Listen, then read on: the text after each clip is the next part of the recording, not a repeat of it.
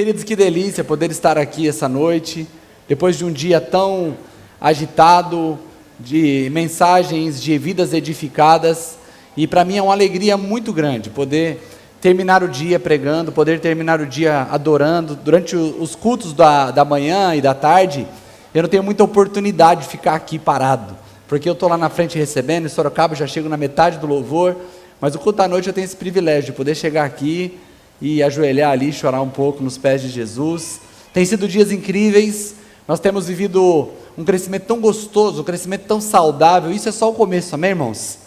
Quero já te encorajar. Nas terças-feiras nós temos nosso Tadel, eu sei que já foi falado no Paz News, mas essa semana foi falado um assunto tão interessante. Nós falamos sobre a necessidade que temos de aprender a julgar, que a Bíblia fala sobre o julgamento, é um assunto delicado, poucas pessoas falam sobre isso. Nós falamos disso nessa terça-feira, e nessa terça-feira agora nós vamos falar sobre como tratar o irmão que falhou. Então, se você quiser vir, pastor, só a líder pode vir? Não, todos vocês podem vir, vocês são muito bem-vindos. Tem sido terças assim incríveis, eu tenho certeza que você vai aprender muito. Amém, queridos? Amados, nós hoje vamos meditar um pouco sobre o que é ser um homem espiritual. Quando eu falo de homem espiritual, claro que eu estou falando do gênero humano. O que é ser alguém espiritual?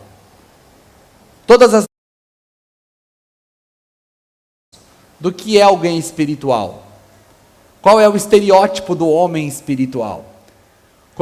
Dentro das centenas de vertentes cristãs, existem centenas de estereótipos do que é ser uma pessoa espiritual. Quando você pensa, que você fecha os teus olhos e você fala assim, eu vou imaginar, eu fiz de provocação uma imagem aqui de um monge, caminhando tranquilo. Quando você fecha os teus olhos, e você pensa alguém espiritual, qual é a imagem que vem na sua cabeça? O que você pensa? Qual é a imagem que você tem criada no seu subconsciente, ou no seu consciente, do que é ser espiritual?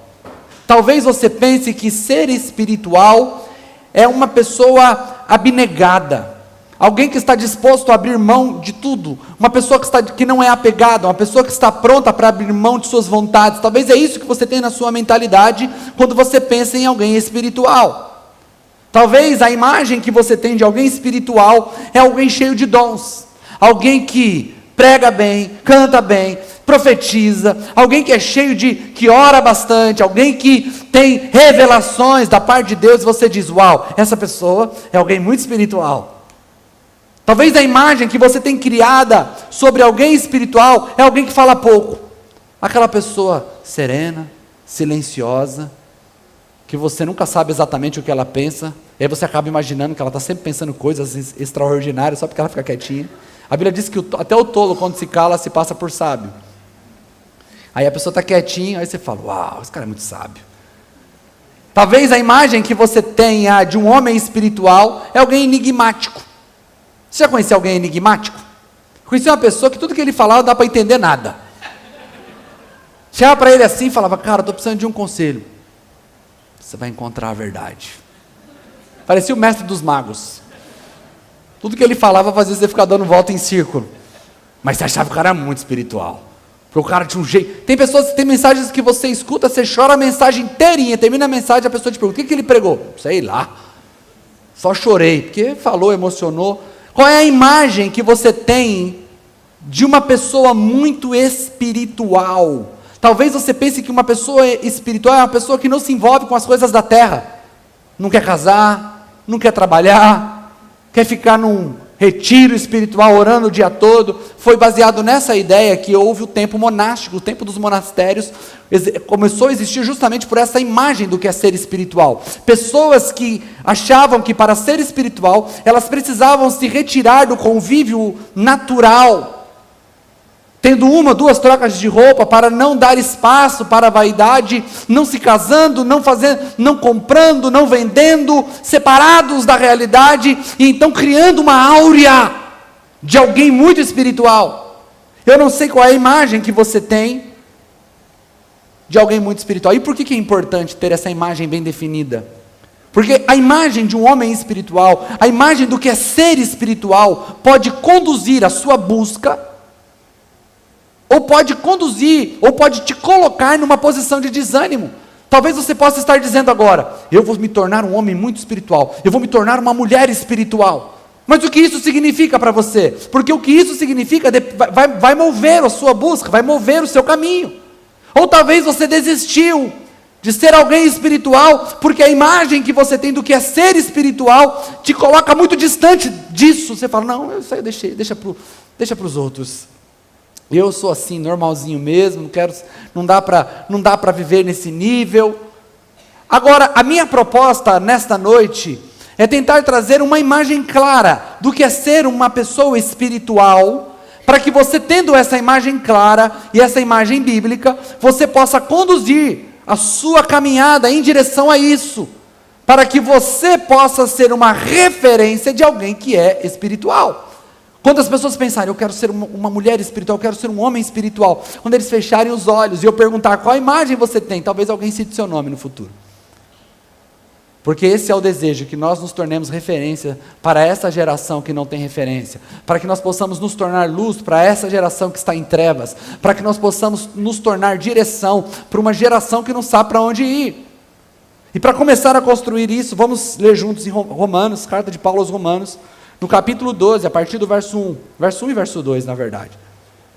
Romanos capítulo 12, verso 1 diz assim: portanto, irmãos, peço pelas misericórdias de Deus, que ofereçam o corpo de vocês como sacrifício vivo, santo e agradável a Deus. Este é o culto racional de vocês. Não se amoldem ao padrão deste mundo, mas transformem-se pela renovação da sua mente, para que vocês experimentem a boa, agradável e perfeita vontade de Deus.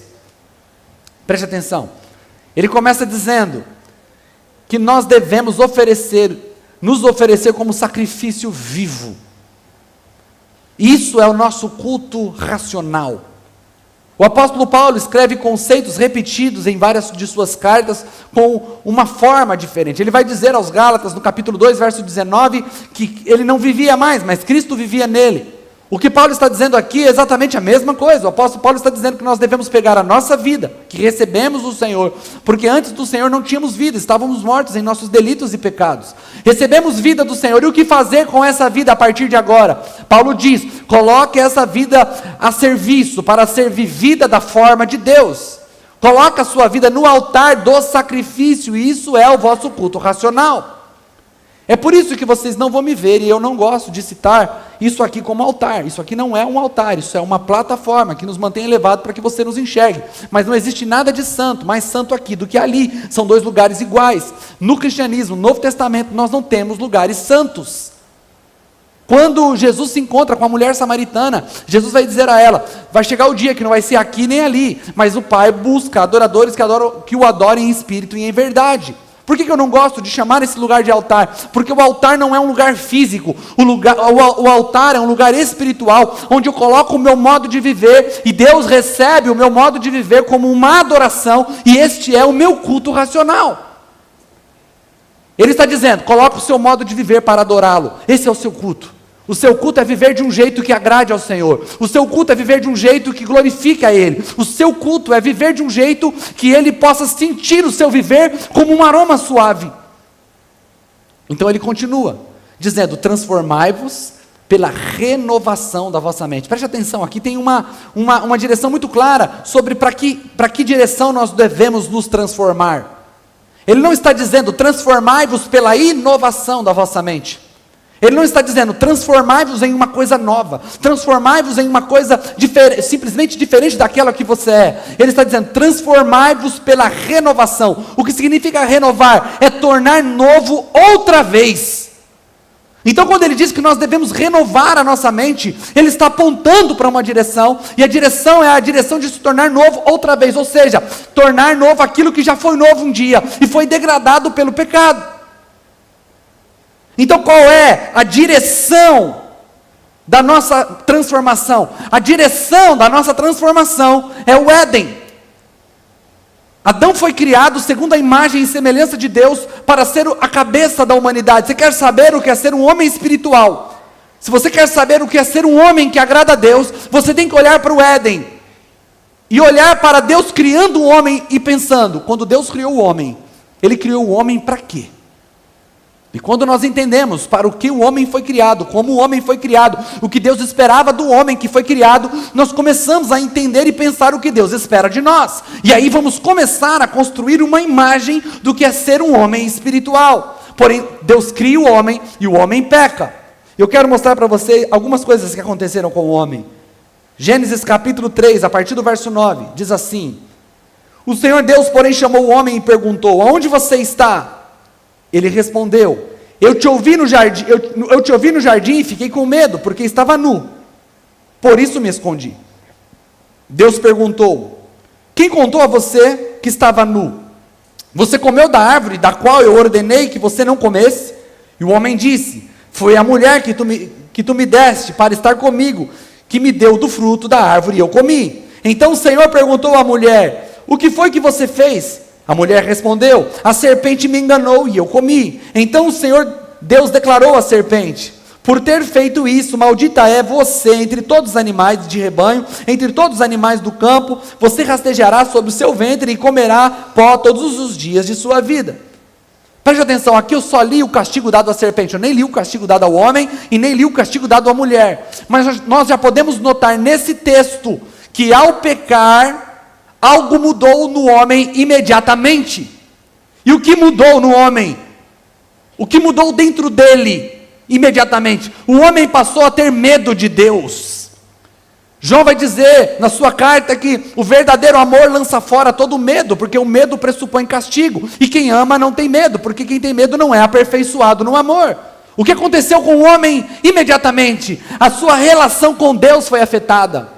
Mas não só a sua relação com Deus, a sua relação consigo mesmo. Ele passou a ter vergonha de quem ele era. Ele passou a olhar para ele com um olhar depreciativo. Ele começou a olhar para ele como alguém que não era digno de se apresentar diante de Deus.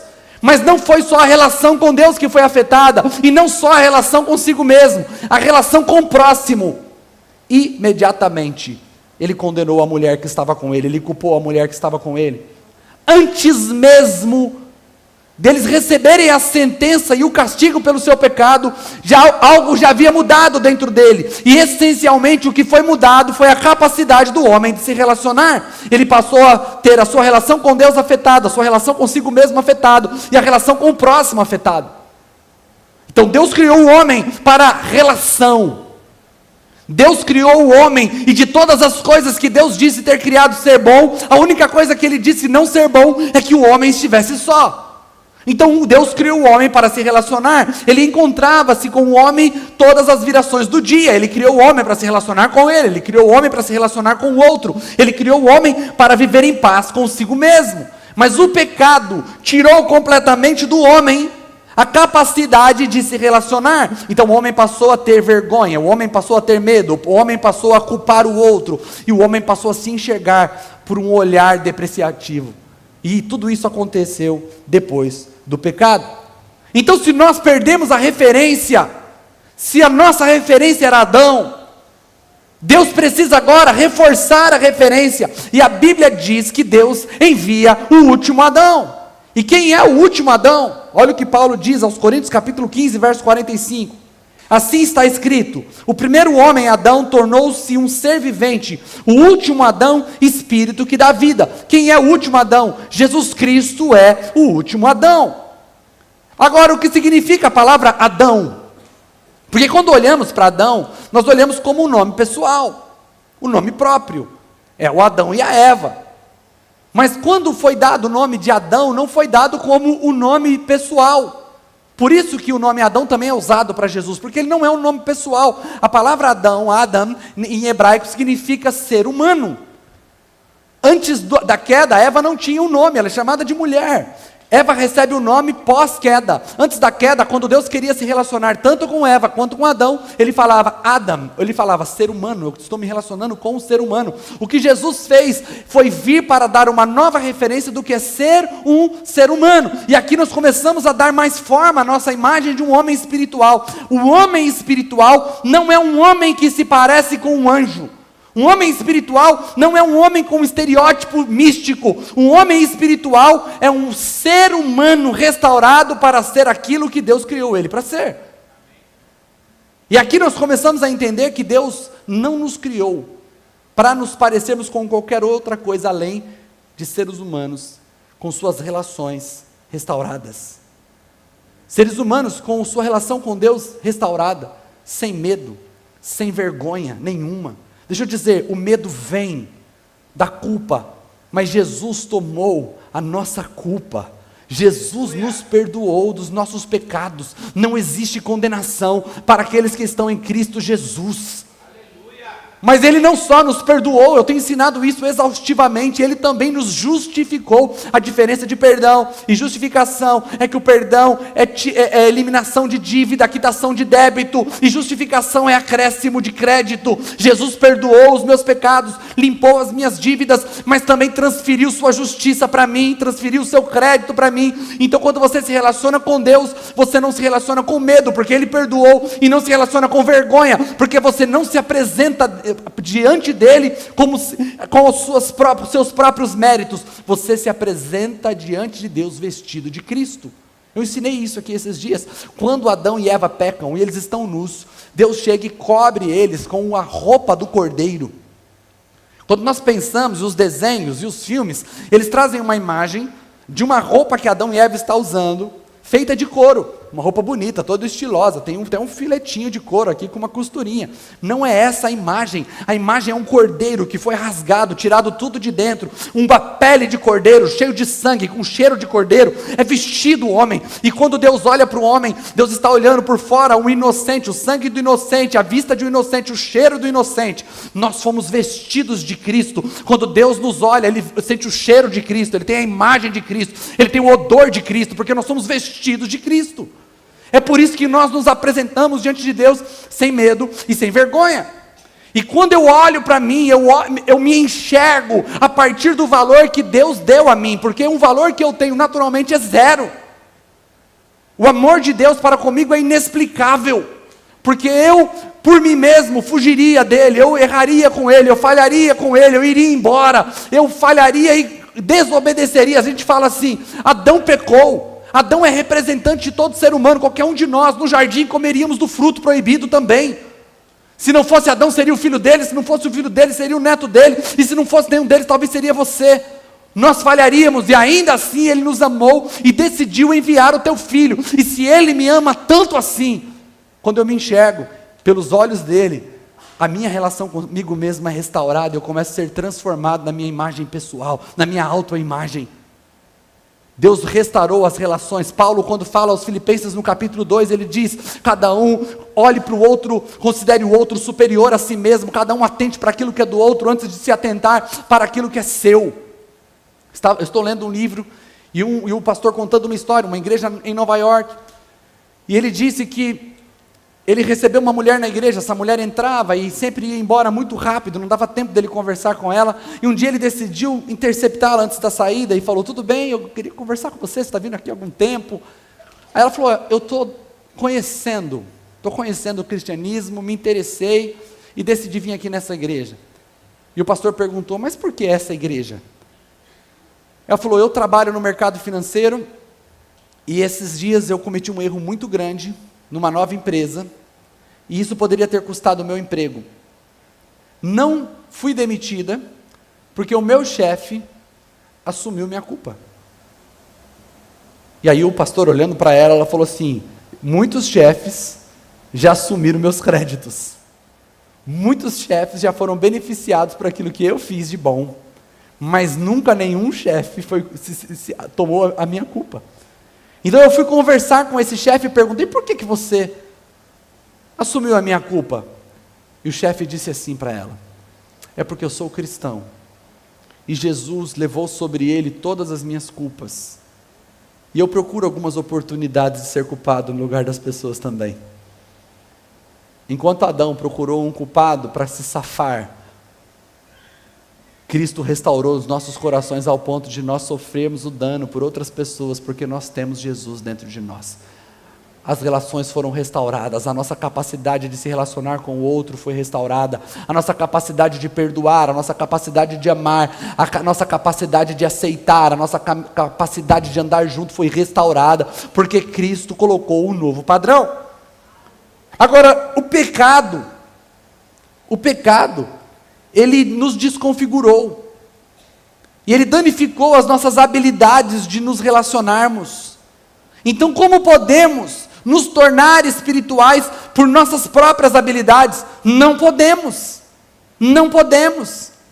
Então, como fazer?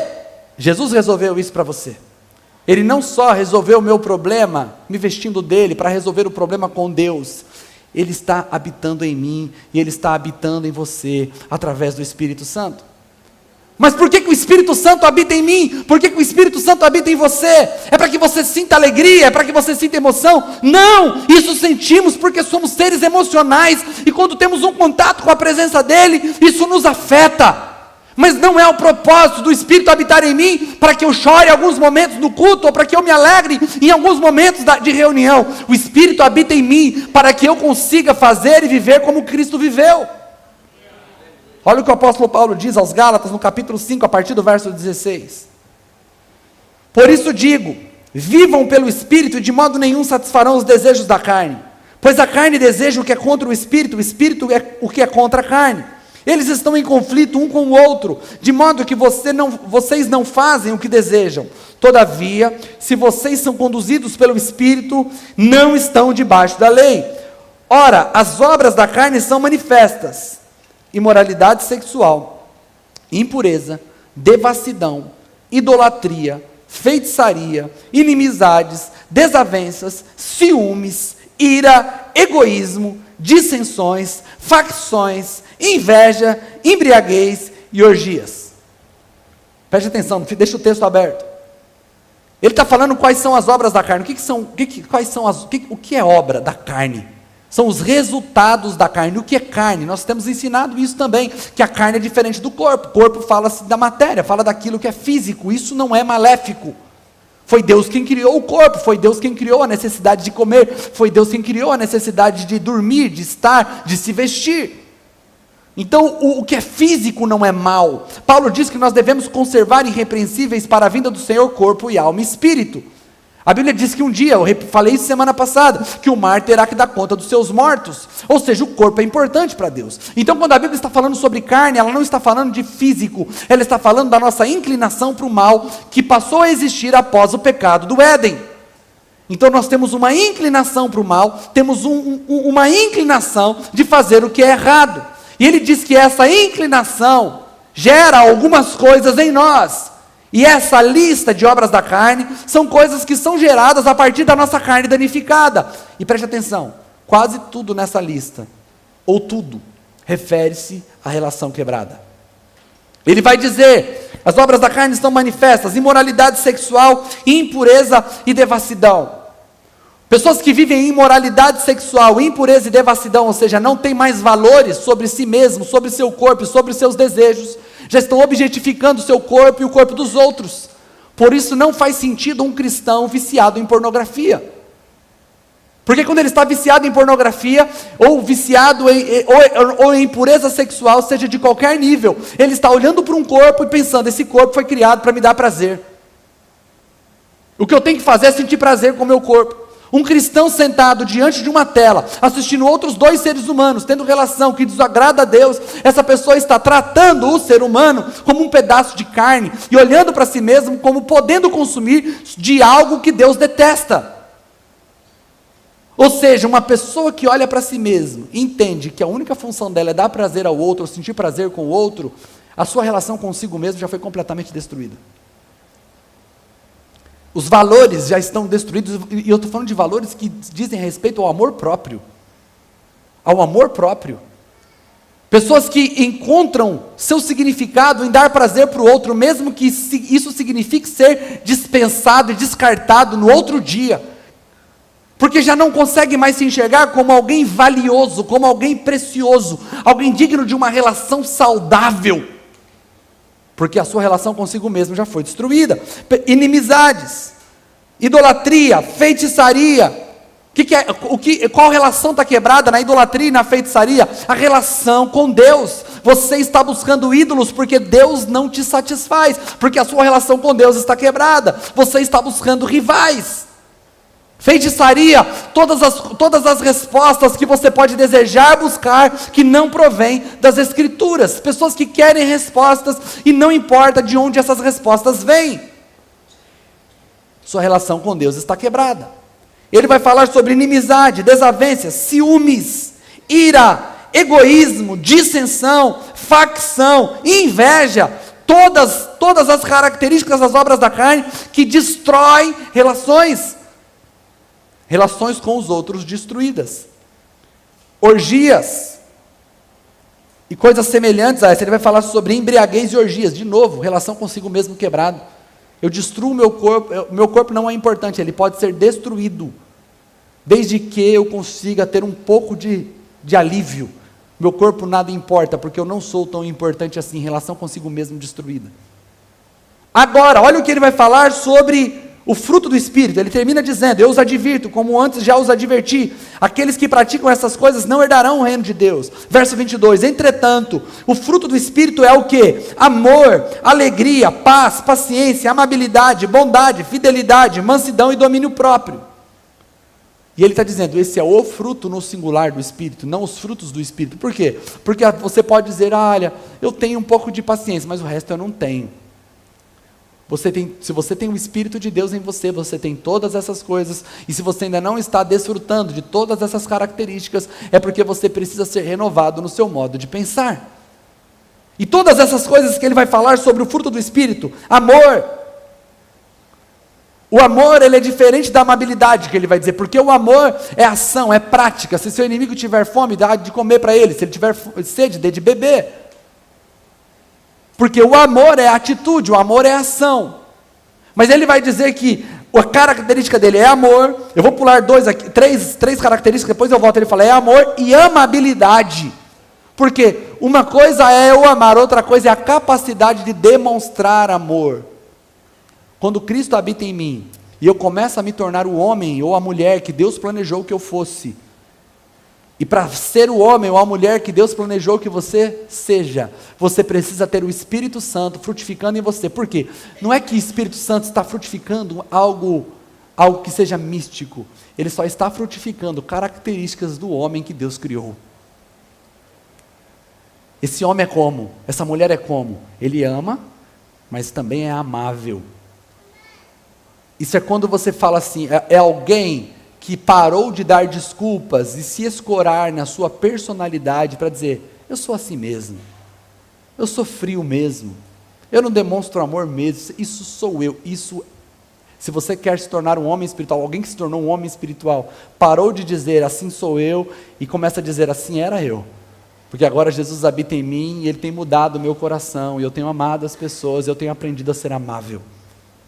Ele vai falar, antes de falar sobre amabilidade, ele vai falar sobre alegria. A imagem do homem espiritual é a imagem de alguém que ama, mas também é a imagem de alguém que é alegre. Quando o Espírito Santo está em mim, ele muda tudo, inclusive o meu rosto. Olha como é interessante isso, porque a gente quer dizer para Deus quais áreas da nossa vida Ele pode mexer. Olha, eu era uma pessoa meio bruta, eu entendo que ser bruto é ruim, então se Deus me der um pouquinho mais de paz, eu concordo, mas alegre eu não vejo necessidade nisso. O escritor aos Hebreus vai dizer que Jesus foi ungido com óleo de alegria mais do que os seus irmãos. A Bíblia vai dizer que as crianças gostavam de estar perto de Jesus. Irmão, você já viu criança estar perto de gente chata? De gente carrancuda? De gente com cara fechada? Deixa eu dizer uma coisa para você, quando o Espírito Santo entra, a imagem de um homem espiritual é alguém que o Espírito Santo entrou, quebrou todas as barreiras, inclusive as barreiras do rosto, e você começa a demonstrar essa alegria, essa felicidade, porque você é transformado de dentro para fora, esse se alegrar. Interessante que a alegria é mais superficial do que felicidade. Alegria para nós, no nosso entendimento, é algo mais circunstancial. Eu estou alegre, posso ser infeliz, mas hoje eu estou alegre. E por que é superficial? Porque fala justamente da nossa forma de lidar com o outro. Porque felicidade é pessoal, alegria afeta o outro. Você pode ser feliz e antipático. Então o que ele está falando aqui é daquela alegria que extravasa e que afeta as minhas relações, que faz com que as pessoas se sintam bem perto de mim, perto de você. É quando uma pessoa entra num ambiente com 40 pessoas e ela dá aquele olhar porque ela tá sem graça e ela encontra no meio daqueles rostos que ela não conhece alguém assim com um sorriso. Vem aqui, pode ficar aqui, eu te sirvo. E a pessoa vai em direção àquela pessoa que não conhece, porque um rosto quebrou a barreira da relação. O Espírito Santo habitando em mim, ele frutifica a obra de Cristo em mim, e eu começo a me tornar como Jesus. Quando eu olho para o fruto do Espírito, ele vai dizer que é a paz, a mentalidade de paz que eu tenho, isso é a minha ideia de paz. Talvez você possa criar uma analogia de paz para você que te faça entender o conceito de paz. Um conceito de paz que eu tenho na minha cabeça é uma casa arejada. Homem não liga muito para isso, mulher gosta mais, né? Mas eu gosto. É gostoso quando você chega na casa e você termina de limpar a casa está limpinha, aí você abre as janelas, aquele vento corre pela casa, aquele cheiro de limpeza. Quem gosta disso, irmãos? Aquela coisa leve, aquela vontade de deitar, gostoso, com aquele calorzão de tapetininga, que só o vento que entra é quente também. E uma casa fechada, com mofo, tudo desorganizado. Não tem lugar na cama para deitar, não tem lugar no sofá para sentar, não dá para comer na mesa, uma bagunça, uma sujeira. Eu cresci em São Bernardo é muito úmido, porque é região de serra. Então é muito difícil uma casa em São Bernardo, que não seja um prédio, mas uma casa que não tenha cheiro de mofo, por conta da umidade. Então é muito normal pessoas com bronquite, asma, renite, por conta da umidade. Então quando faz um pouco de sol, pelo menos era assim quando eu era criança, a mãe pega aquelas cobertas, estende no varal, tira tudo, deixa tudo tomar um ventinho, um sol, para ver se seca, e aquele vento entra na casa, tudo limpinho. Mas uma casa fechada, escura, desorganizada, é aquela casa que você não consegue pensar dentro dela. É assim alguém sem paz, alguém com sua vida desorganizada, coisas fora do lugar. Mas ele diz que quando Jesus entra e ele muda o meu coração, ele começa a trazer um ar fresco para a minha vida e me trazer paz. O fruto do Espírito também é paciência, capacidade de esperar com boa atitude, amabilidade, nós já falamos, bondade, fidelidade, mansidão. A ideia de mansidão é alguém que foi amansado. Tenta subir num cavalo que não foi amansado, irmão. Ele te derruba rapidinho. Mas sobe num cavalo amansado, ele sabe lidar com você. Tem gente, meu amigo, que eu vou falar para você, tem que andar com cuidado do lado dele para não levar um coice. Pessoas que não estão preocupadas em ferir relações. Pessoas que não estão preocupadas com o tipo de palavra que sai da sua boca, se elas vão machucar, elas vão ferir. Pessoas que não têm domínio próprio. Deixa eu dizer para você, se você diz tudo o que você quer dizer, na hora que você quer dizer, você não é sincero, você só não tem domínio próprio. Eu falo o que eu penso, porque eu sou sincero. Não, você fala o que você pensa porque você não tem domínio próprio. Porque se você tivesse domínio próprio, você escolhia melhor suas palavras, porque você sabe que depois suas palavras trazem sofrimento para você e para as pessoas que a ouvem. Então não glorifique aquilo que você precisa tratar com arrependimento, não trate como qualidade aquilo que é defeito. Tem muitas pessoas que tratam como qualidade aquilo que precisaria ser tratado como defeito que precisa ser colocado na cruz. Agora, qual é a imagem do homem espiritual que a Bíblia cria para nós? É esta imagem de um ser humano relacional, completo, pronto para se relacionar com Deus, com os outros e com sua relação restaurada consigo mesmo. Se você tem uma imagem de um homem espiritual para buscar, uma mulher espiritual, busque isso, ter sua relação com Deus restaurada, sua relação com o próximo restaurada e a sua relação consigo mesmo restaurada. Não é uma imagem de alguém cheio de dons. Os dons não revelam alguém muito espiritual. Nós precisamos dos dons.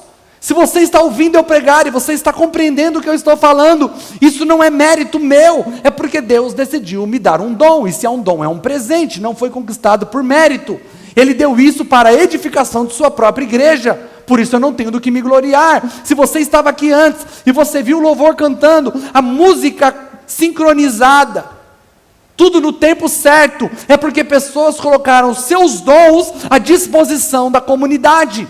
Se você está vendo esse lugar crescer, não para de ser reformado, restaurado, crescendo, porque pessoas têm o dom da generosidade, e se esse dinheiro vem e não é mal usado, é porque tem outras pessoas com o dom de administração. Nós precisamos dos dons. A igreja não sobrevive sem dons. A igreja não sobrevive sem Deus compartilhar conosco dons diferentes. Nós queremos pessoas com dom de cura, para orar pelos enfermos e os enfermos serem curados. Queremos pessoas entre nós, pessoas que profetizam, pessoas com palavra de sabedoria, palavra de conhecimento, umas pessoas falando em língua e outras interpretando. Nós queremos tudo isso. Tudo isso é bom e importante, e eu quero, porque a Bíblia diz que isso é para a igreja. Amém, queridos? Mas não são os dons que definem alguém espiritual. Inclusive, pessoas cheias de dons também vão para o inferno. Como assim pessoas com dons vão para o inferno? Olha o que diz Jesus. Mateus capítulo 7, a partir do verso 16. Pelos seus frutos vocês os conhecerão. Alguém pode colher uvas de espinheiros ou figos de ervas daninhas? Semelhantemente, toda árvore boa dá bons frutos, mas a árvore ruim dá frutos ruins. Uma árvore boa não pode dar frutos ruins, tampouco uma árvore ruim pode dar bons frutos. Toda árvore que não produz bons frutos é cortada e lançada no fogo. Assim, pelos seus frutos vocês os reconhecerão. Nem todo aquele que me diz Senhor, Senhor, entrará no reino dos céus, mas apenas aquele que faz a vontade do meu Pai, que está nos céus. Muitos me dirão naquele dia: Senhor, Senhor, não profetizamos em teu nome não expulsamos demônios, e não realizamos muitos milagres. Então eu lhes direi claramente. O que Jesus vai dizer claramente? Não, vocês estão mentindo. Vocês não fizeram nada disso no meu nome, não. Vocês não expulsaram o demônio no meu nome, não. Vocês não fizeram milagres no meu nome, não. Vocês não fizeram maravilhas no meu nome, não. Jesus não diz que eles estavam mentindo. O que Jesus diz é: nunca os conheci, afastem-se de mim, vocês que praticam a iniquidade. Como assim Jesus não os conhecia? Por que Jesus não os conhecia? Olha o que Paulo diz aos Coríntios capítulo 8, verso 3. 1 Coríntios capítulo 8, verso 3. Mas se alguém ama a Deus, este é conhecido por Deus. Eles tinham dons, mas não amavam, porque não tinha o fruto do Espírito neles. Se você quer ter a imagem de um homem espiritual, elimine toda a imagem estereotipada, toda a imagem que se refere a um ser místico, e lembre de um ser humano, restaurado em suas relações. Ah, eu sou espiritual, mas você não tem uma boa relação com sua família? Você não é espiritual. Ah, eu sou muito espiritual, oro 4 horas por dia, mas quando você se levanta da oração, você não consegue estar junto com os outros, você não é espiritual. Ah, mas espiritual é eu entrar num ambiente de glória e ver Jesus manifesto. Pedro viu isso. Quando Pedro e os discípulos estavam com Jesus em cima do monte, a Bíblia diz que Jesus se transfigurou e passou a ter uma imagem diferente. Então apareceram Moisés e Elias, e de repente Pedro falou: Senhor, o que acha de nós fazermos 3 tendas, uma para o Senhor, outra para Moisés, outra para Elias? O clima estava incrível, Jesus estava em um corpo glorificado ali estava uma imagem maravilhosa. Quando Pedro fala isso, imediatamente a experiência acaba. E Jesus fala: vamos descer, porque lá embaixo tinha um endemoniado precisando de ajuda. A sua experiência espiritual só é válida e só significa alguma coisa se quando você sair dela, você estiver pronto para ajudar o necessitado, você estiver pronto para poder pegar na mão daquele que precisa de ser ajudado, para levantar aquele que está caído, para abraçar aquele que está abandonado. Se sua experiência espiritual te mantém em si mesmo, mantém você relacionando somente com as suas necessidades, seus desejos, o seu prazer e sua sensação mágica, isso não é espiritualidade que provinda do Senhor, não é o que Ele planejou para nós. O que Ele planejou para nós é que nós estejamos em nosso quarto, oremos, mas quando nós saiamos do nosso quarto, quando estivermos saindo do nosso quarto, nós possamos ser olhados e as pessoas possam desejar estar conosco, para que a nossa presença atraia para a relação. Então nós teremos nos tornado como seres espirituais, porque fomos transformados segundo a imagem de Jesus. O apóstolo Paulo, vamos dar uma salva de palmas para Jesus, já que é para ele dar com força. Deixa eu dizer algo para você, preste atenção. O apóstolo Paulo diz aos Coríntios, segunda carta aos Coríntios, capítulo 3, ele vai dizer sobre o ministério da lei, e ele vai dizer que a glória do ministério da lei é desvanecente. O que é uma glória desvanecente? É uma glória que acaba. E ele diz que nós não somos como Moisés, que cobria o rosto por causa da glória desvanecente. A Bíblia diz que Moisés ia e se apresentava diante de Deus, diante da tenda do encontro, e ele tinha uma experiência gloriosa, e a Bíblia diz que o seu rosto começava a brilhar. Então ele saía da tenda do encontro com o seu rosto brilhando, e todo mundo olhava para o rosto de Moisés e o rosto dele estava brilhando. E logo Moisés colocava um véu sobre o seu rosto. E Paulo explica por que ele colocava um véu sobre o seu rosto. Porque aquela glória acabava. Mas ao colocar o véu, as pessoas pensavam que o rosto dele ainda estava brilhando. Ele estava dissimulando uma glória que se foi. Mas Paulo diz o seguinte: quando Jesus chega, ele tira o véu. E nós, com o rosto descobertos, contemplamos a glória do Senhor.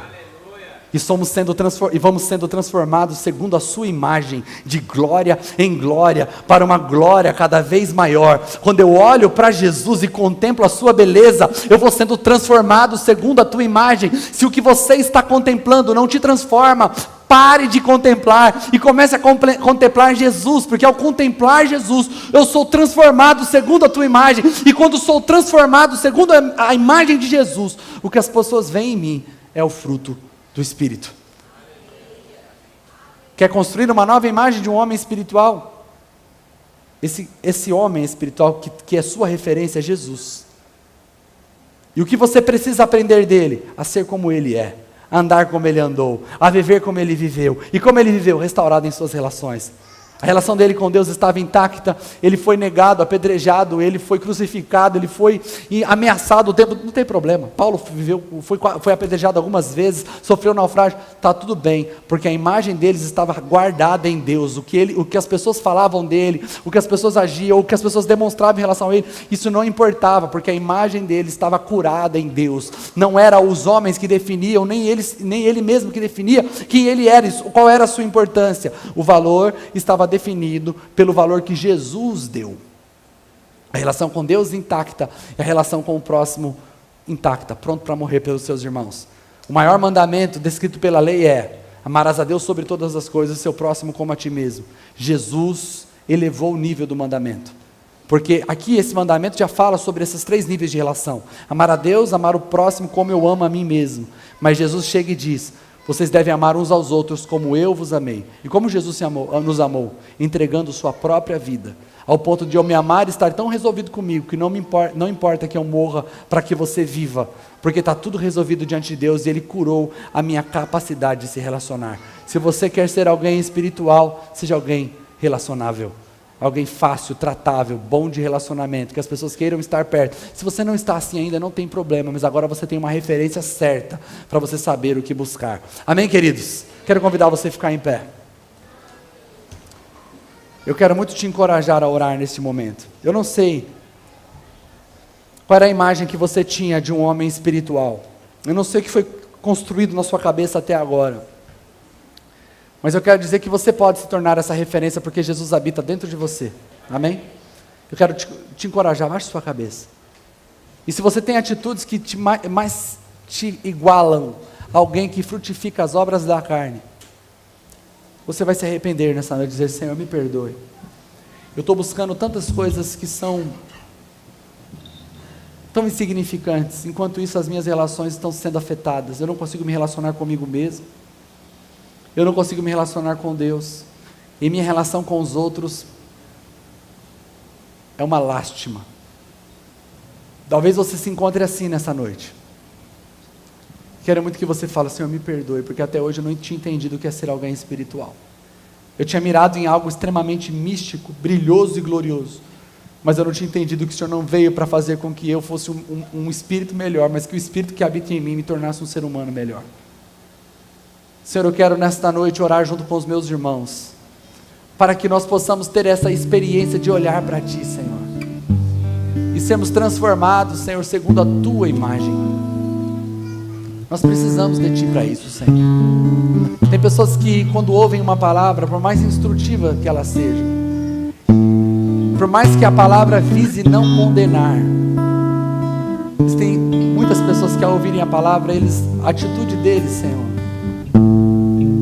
é pensarem o pior de si mesmos. Mas eu quero que o Senhor quebre toda a culpa aqui, Senhor, nesta noite. Todo o medo e toda a vergonha e toda a dificuldade, Senhor, e que as pessoas que seja gerado em nós um espírito de fé, dizendo: assim eu consigo, assim eu quero, assim o Senhor me fez, assim o Senhor me possibilitou ser alguém com relação restaurada. Quero muito que você ore sobre isso, fale isso com o Senhor, fale isso com o Senhor. É a sua oração, é o seu pedido ao Senhor, pedindo a Ele que Ele te transforme nesse ser humano que Ele criou você para ser. Alguém com suas relações intactas pelo poder, restauradas pelo poder de Deus. Faça a sua oração.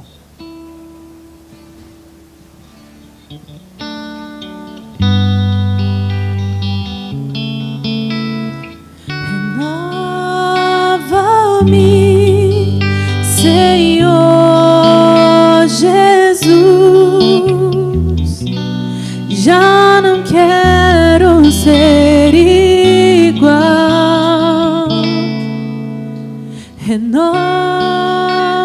Renova-me, Senhor Jesus.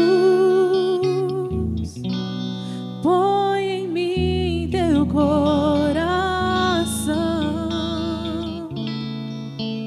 porque tudo que há dentro de mim necessita ser mudado, Senhor, porque tudo que há dentro do meu coração necessita mais de ti.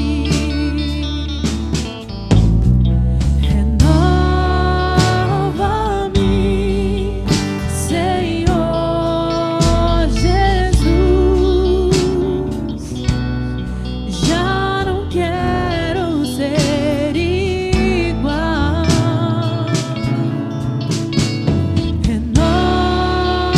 Renova-me, Senhor Jesus.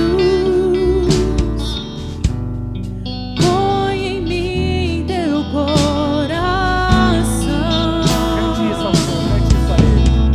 porque tudo que há dentro de mim necessita ser mudado, Senhor, porque tudo que há dentro do meu coração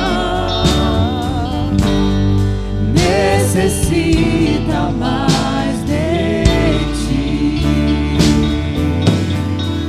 porque tudo que há dentro de mim necessita ser mudado, Senhor, porque tudo que há dentro do meu coração necessita mais de ti. Você consegue cantar Renova-me ao Senhor como uma oração sua e pessoal? Porque renova-me, Senhor Jesus. Já não quero ser igual. Essa é a sua oração? Renova-me, Senhor Jesus. Põe em mim teu coração, porque tudo que há dentro de mim necessita ser mudado, Senhor, porque tudo que há dentro do meu coração necessita mais de ti,